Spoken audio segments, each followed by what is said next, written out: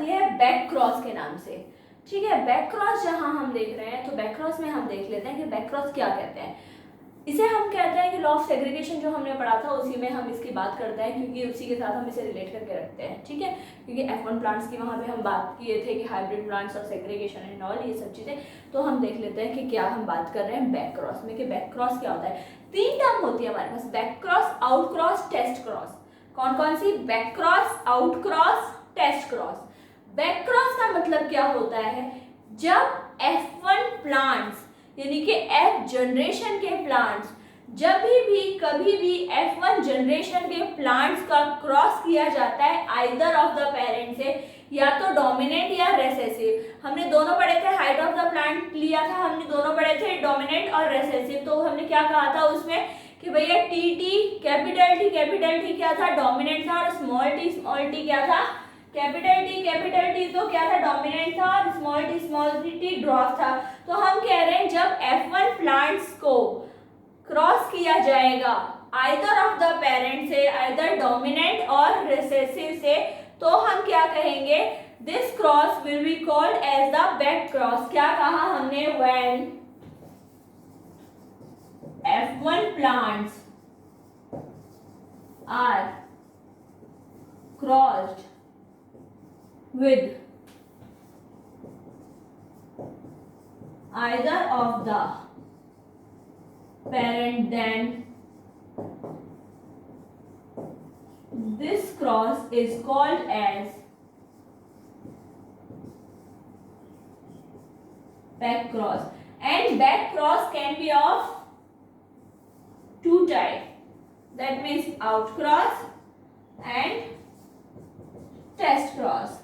3 terms मैंने आपको बताई थी, बैक क्रॉस, आउट क्रॉस और टेस्ट क्रॉस।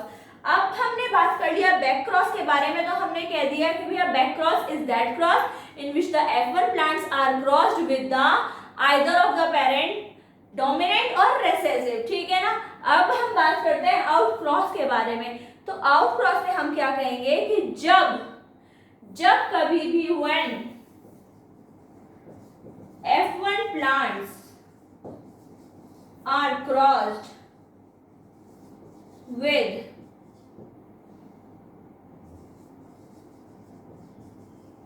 dominant character, अगर हम हाइट की बात ले रहे हैं तो डोमिनेंट कैरेक्टर, ठीक है ना। If F1 plants are crossed with the parent of the dominant character, dominant जो कैरेक्टर है उसके पेरेंट के साथ हम करवा रहे हैं, तो हम क्या कहेंगे? इसमें हमने लिख दिया विद पेरेंट, नहीं लिखा with parent of dominant character, तो हम उस क्रॉस को क्या कहेंगे?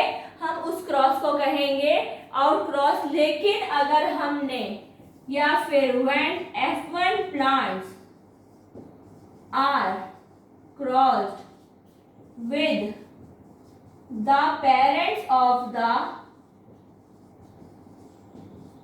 recessive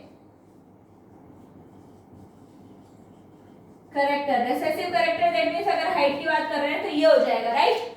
तो हमने कहा back cross when the F1 plants are crossed with either of the parent, यानी कि डोमिनेंट या फिर रेसेसिव किसी के साथ, that is called the back cross. If the F1 plants are crossed with the parent of the dominant character with the dominant character, उसे हम कहेंगे आउट क्रॉस। लेकिन if the F1 plants are crossed with the parent of with the क्या? with the recessive character, parent of the किसे? Recessive character से, तो हम इस कंडीशन में उसे क्या कहेंगे? हम उसे कहेंगे क्या? Test cross. तो ये हुआ हमारे पास 3 क्रॉसेस की टर्म। तो इसमें हम देख लेते हैं कि हम करवा के देख लेते हैं एक बार क्रॉस इनके। जैसे कि हमने माना कि जो हमारे पास जो नॉर्मल क्रॉस होता है वो तो हमने देख ही लिया। तो हमारे पास जो F1 प्लांट जो आएगा हमारे पास, F1 प्लांट हमारे पास क्या आएगा?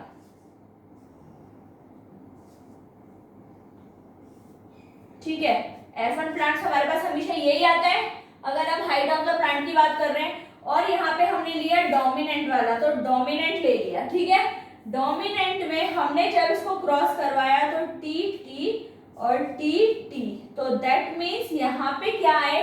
सारे ऑफस्प्रिंग्स इसमें यहाँ पे हमारे पास क्या आए हैं, हमें दिख रहा है कैपिटल टी और स्मॉल टी। तो हमारे पास यहाँ पे सारे ऑफस्प्रिंग्स क्या आए, 50% होमोजाइगस टॉल और 50% हेट्रोजाइगस टॉल, यही आए हैं। इसी तरह से इसका क्रॉस करवा लेते हैं हम।